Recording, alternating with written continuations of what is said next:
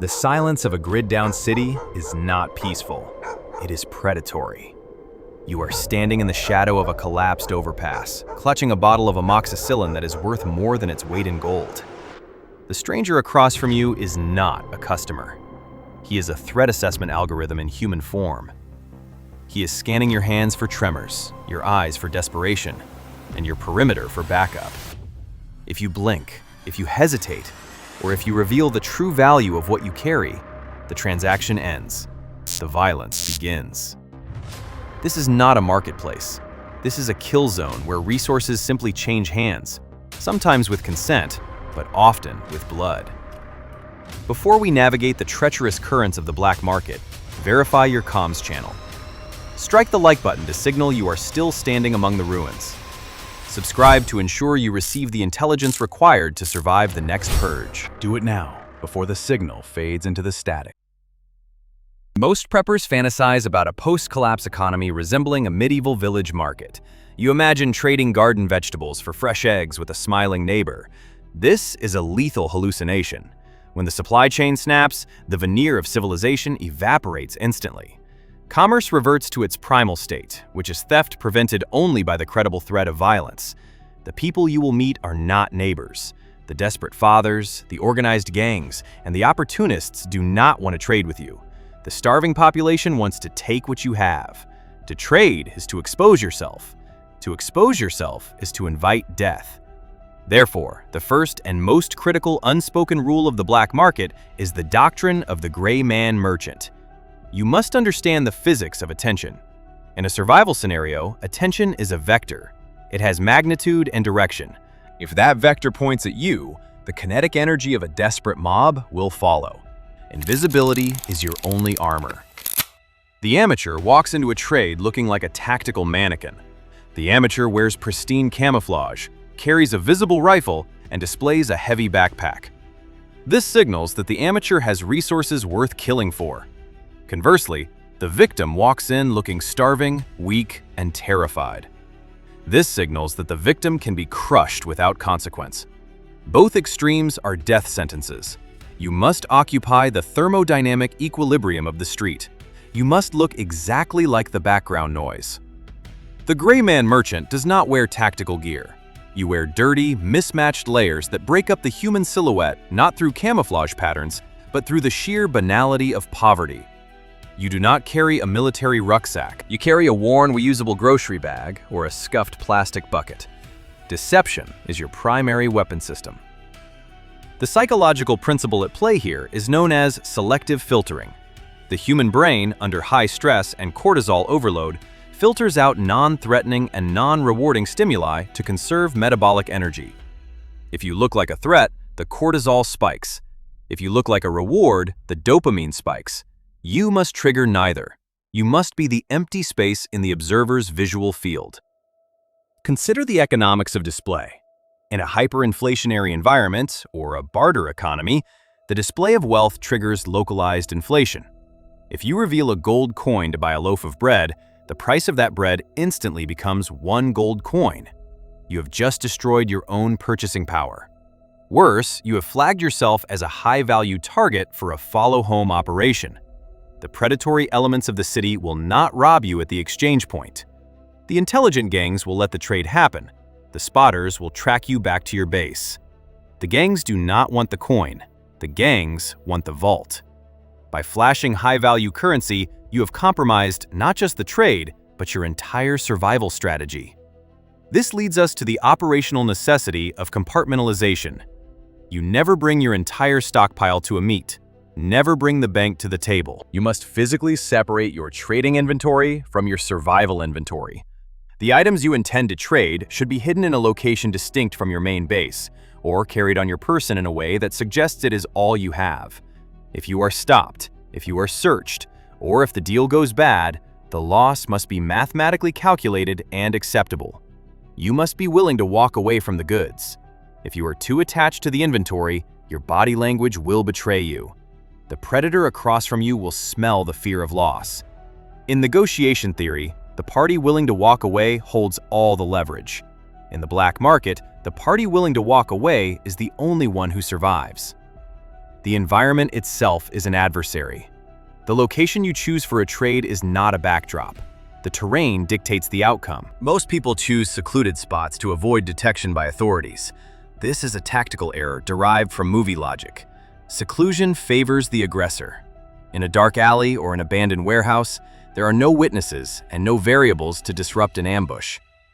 You need chaotic neutrality. The ideal trading environment is a semi-public space with multiple egress routes and high ambient noise. You want a location where a gunshot would draw unwanted attention to the attacker. You want a location where the terrain makes a pursuit energetically expensive. This brings us to the geometric concept of the choke point. A choke point is any geographical feature that funnels movement into a narrow channel. Bridges, tunnels, doorways, and stairwells are death traps. Never conduct a transaction in a choke point. If you are in a tunnel, you have zero lateral maneuverability. Your only options are forward into the threat or backward into the unknown. The astute merchant operates in the open field or the porous urban grid. You need 3 distinct escape vectors at all times. If you cannot identify 3 exits within 3 seconds of arriving at the meet, abort the mission immediately. We must also dismantle the dangerous myth of the fair trade. Fairness is a social construct that requires a judicial system to enforce. In the absence of law, value is determined solely by leverage. You do not trade based on the intrinsic value of the item. You trade based on the immediate biological urgency of the other party. This is the law of supply and demand, stripped of its academic politeness. Price is a function of desperation. If the other party is diabetic and you hold the insulin, the price is whatever you say it is. However, pushing this leverage too far invites kinetic retaliation. If you demand too much, the calculation shifts in the mind of the buyer.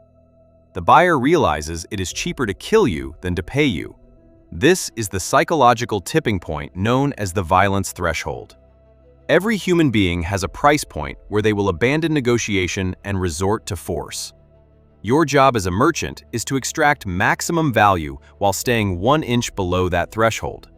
Greed is a mortality risk. You must allow the other party to feel like they have won a small victory. This is not kindness. This is strategic manipulation. By letting the buyer feel superior, you lower their adrenaline levels. You disarm their aggression mechanism. You act submissive. You act unsure, and you let them think they hustled you. Let them leave with their ego intact, so you can leave with your life intact. But even with perfect camouflage and psychological manipulation, the physical exchange of goods remains the most critical moment. This is the event horizon of the trade. This is where hands move, distance is close, and reaction times are tested. Most deaths occur in the split second the goods are revealed. The amateur reaches into a bag to pull out the item. This is a fatal error. When your hand is in the bag, you are defenseless. You have surrendered control of your hands, which are your primary tools for defense. You must utilize the dead drop protocol or the buffer zone method. Never hand an item directly from your hand to another person's hand. This creates a physical link that can be used to grapple you. Place the item on a neutral surface, a table, a car hood, or a rock. Back away.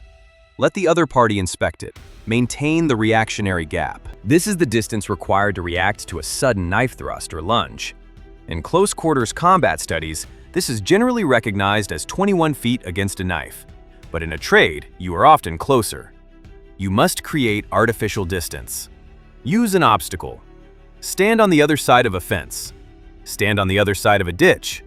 Make them work to reach you. Once the physical barrier is established, you face the second unspoken rule, which is the doctrine of radical skepticism. In a collapsed society, fraud is not a crime. Fraud is an evolutionary adaptation. The antibiotics in that bottle might be crushed drywall. The ammunition might be reloaded with corrosive primers that will detonate your barrel. The silver coins might be lead slugs with a micron-thin plating. You must assume every item is a counterfeit until physics proves otherwise. You do not have the luxury of a return policy.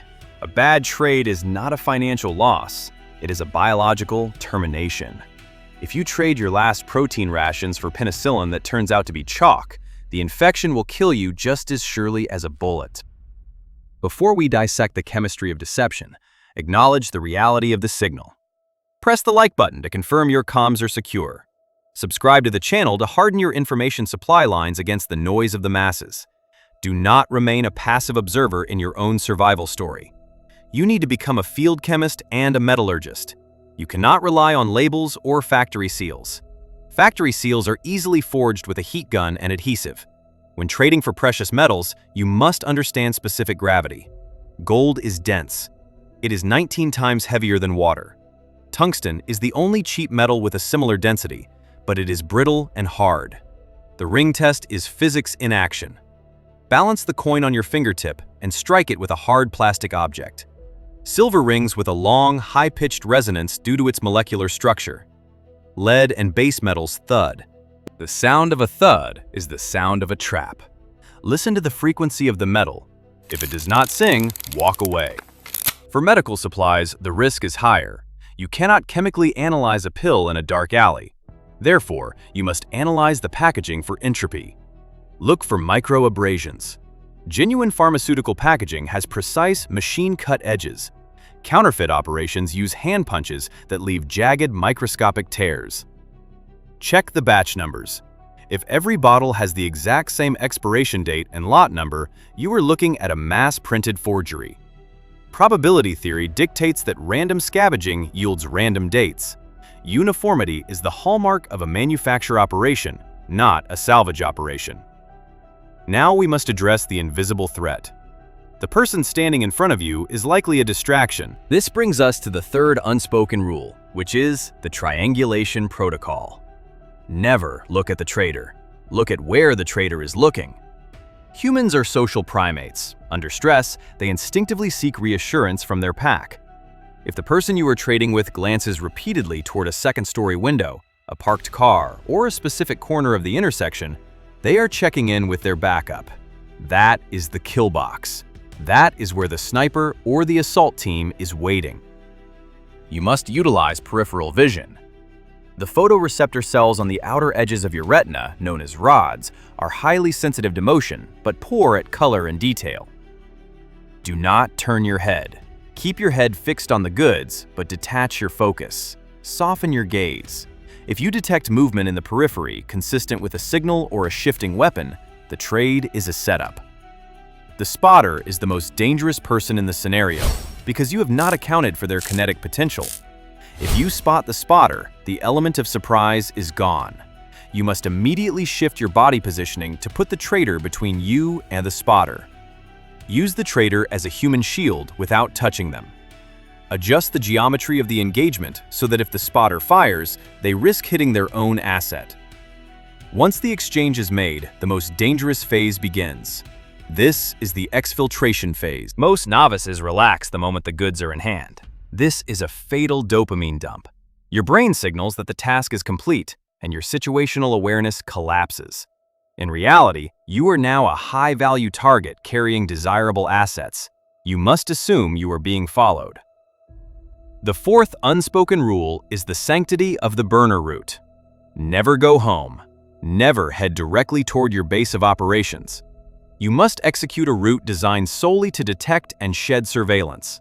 You must exploit the OODA loop of your pursuer. The OODA loop stands for observe, orient, decide, act. To follow you, the pursuer must constantly observe your location, orient themselves to the terrain, decide on a pursuit path, and act to close the distance.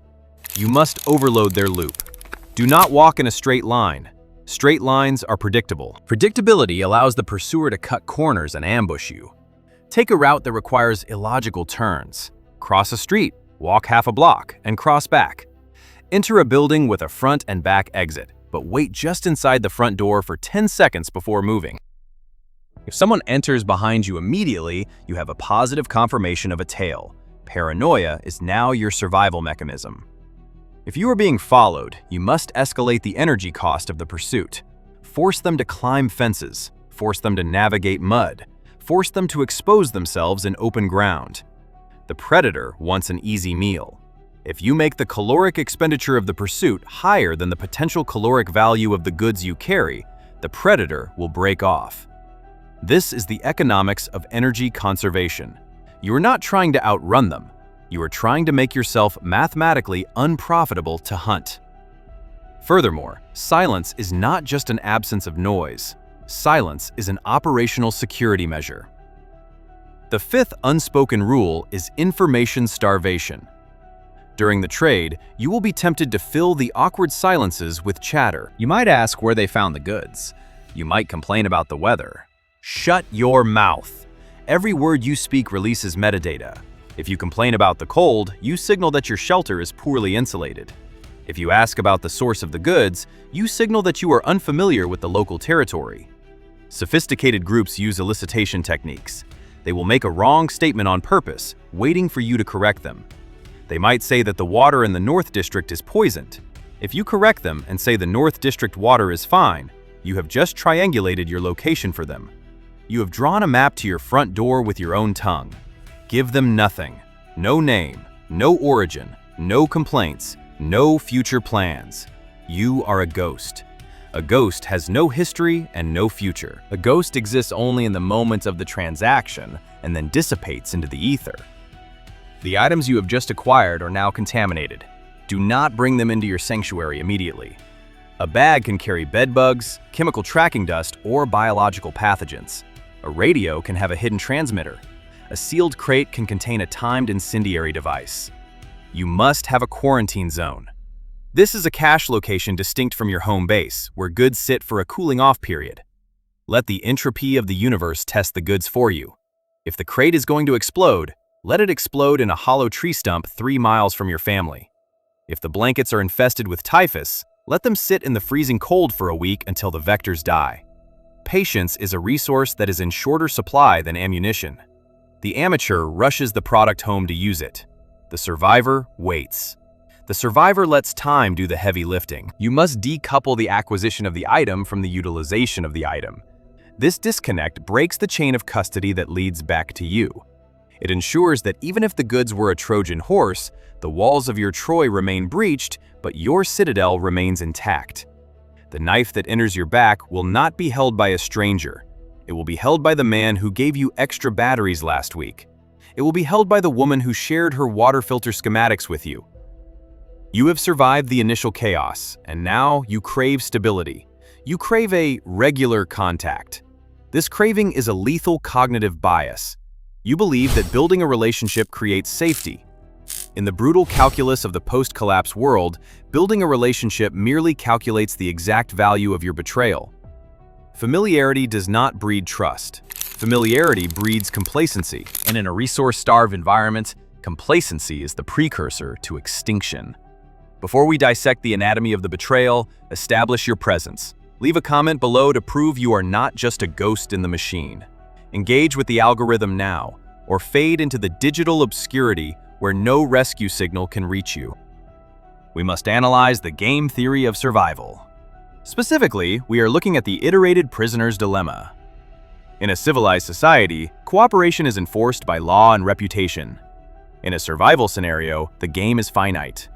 Mathematical models show that in a finite game of resource exchange, the optimal strategy is to cooperate to build trust and then defect on the final turn for maximum payoff. Your trading partner is not being kind to you. They are investing in you. They are giving you fair trades, maybe even generous ones, to lower your defenses. They are fattening the calf. They are waiting for the moment when the value of betraying you exceeds the value of trading with you. This is not malice. This is mathematics. The technical mechanism at work here is the manipulation of your neurochemistry. When a trade goes well, your brain releases dopamine and oxytocin. Oxytocin is often called the love hormone, but in this context, it is the blindness hormone. It inhibits the amygdala, the part of your brain responsible for processing fear and threat detection. By establishing a pattern of safe interactions, your partner is chemically lobotomizing your survival instincts. You stop checking their hands. You stop checking the perimeter. You invite them closer to your base.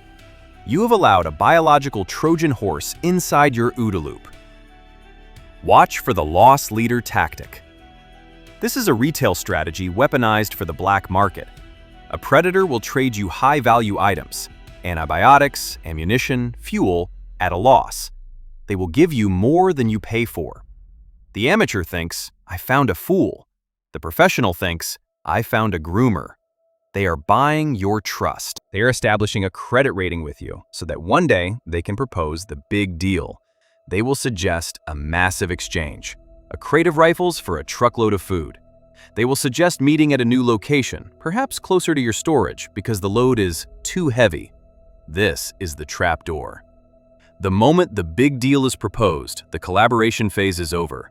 The defection phase has begun. Do not show up. Abandon the contact immediately. This leads to the critical discipline of source randomization. You must treat trading partners like radioactive isotopes. Exposure over time leads to toxicity. Do not trade with the same person more than 3 times. Entropy must be introduced into your network. Once a pattern is established, you become predictable, not just to your partner, but to anyone watching them. If your partner is compromised, interrogated, or tortured, they will give up the person they know best. They will give up the regular. By constantly rotating your sources and locations, you deny any single node in the network enough data to reconstruct your entire operation.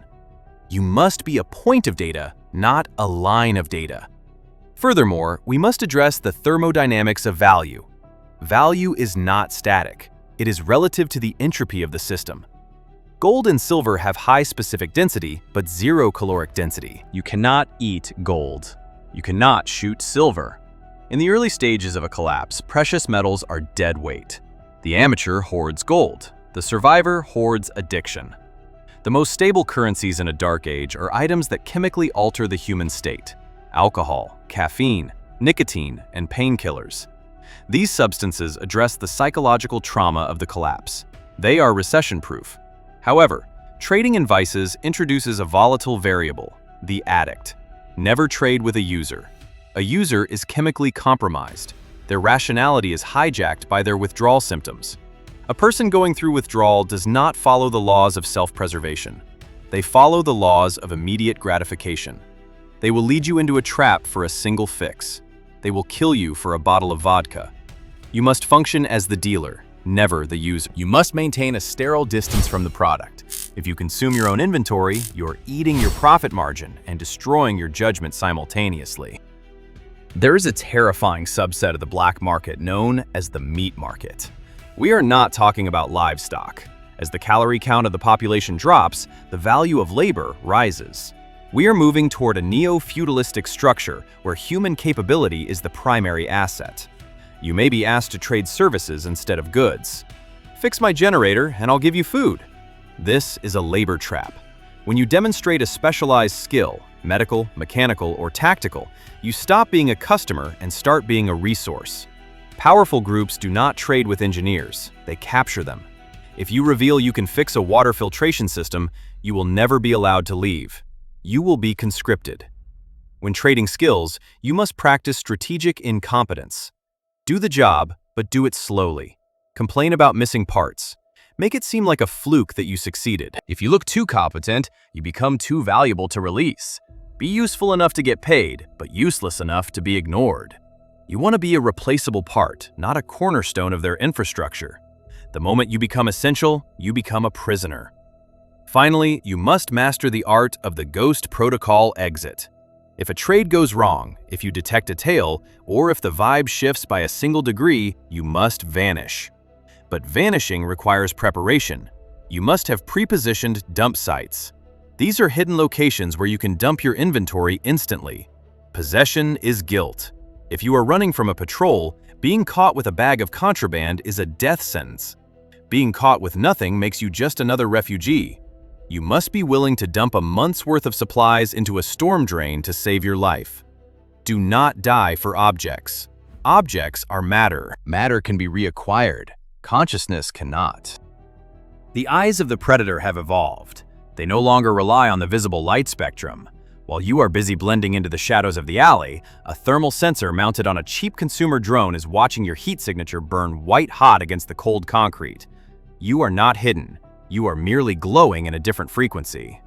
The fifth and final unspoken rule of the black market is the doctrine of electronic hygiene. In the modern age, to be offline is to be suspicious, but to be online is to be targeted. You must exist in the quantum state between the two. You must be a digital void. Before we sever the connection to the grid, make your mark.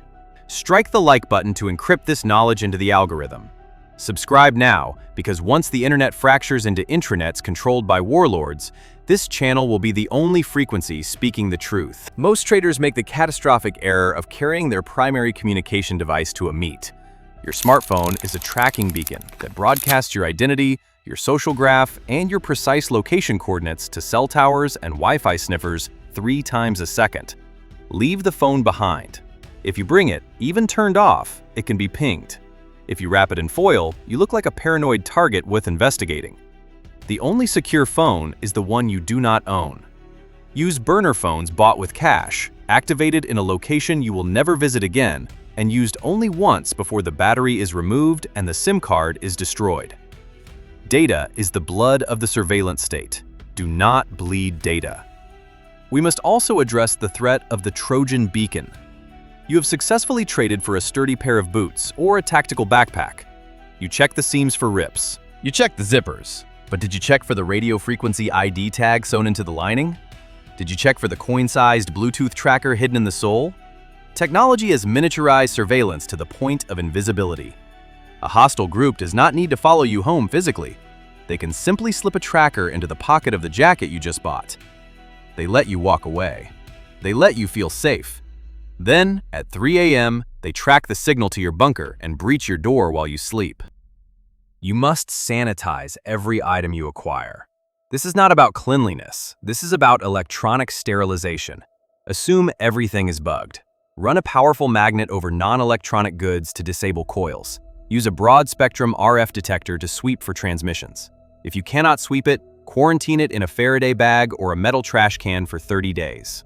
If there is a battery-powered tracker inside, let the battery die in isolation. Do not bring a stranger's gift into your heartland until it is dead. Furthermore, you must understand the verticality of the threat environment. The Gray Man protocol focuses on horizontal observation, people looking at you from street level. But the new kings of the wasteland are the drone operators. A drone hovering at 400 feet is inaudible and invisible at night. It can track your movement pattern without you ever knowing you are burned. You must break your silhouette from above. Do not walk in the center of the road. Walk under the overhangs of buildings. Walk through the tree lines. Use overhead cover as strictly as you use hard cover. If you hear the buzz, do not run. Running triggers the predatory chase reflex of the operator. Freeze. Become a statue. Movement is what separates biology from geology in the camera lens. This brings us to the terrifying reality of the Judas goat. In slaughterhouses, a goat is trained to lead the sheep to the killing floor. The goat is spared, the sheep are processed. In the black market, the Judas goat is a trader who has been compromised by a dominant gang. They are allowed to keep their goods and their life on the condition that they lead the gang to you. They will offer you a deal that is too good to pass up, specifically to lure you into a honeypot trap. Beware of the miracle. If someone offers you antibiotics during a plague for a low price, they are not a savior, they are bait. The hook is hidden inside the worm. You must apply the law of finite trust. In cryptography, there is a concept called perfect forward secrecy.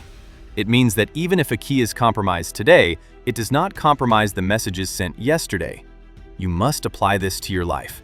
Compartmentalize your history. If a trading partner is captured, they can only reveal what they know. If they know your real name, you are dead. If they know where you live, you are dead. If they know about your family, you are dead. You must be an avatar, not a person. Use a pseudonym.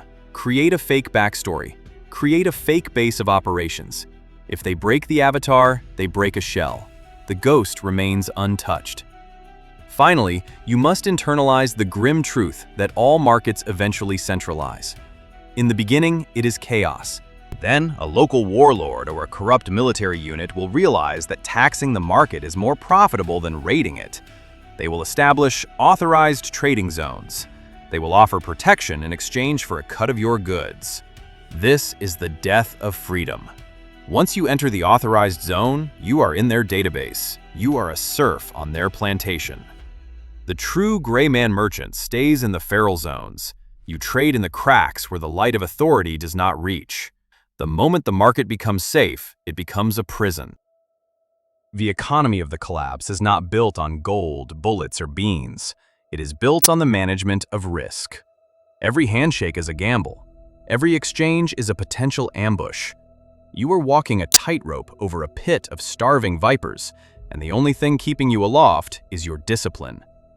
You have learned the 5 unspoken rules. You know how to vanish in plain sight. You know how to weaponize skepticism.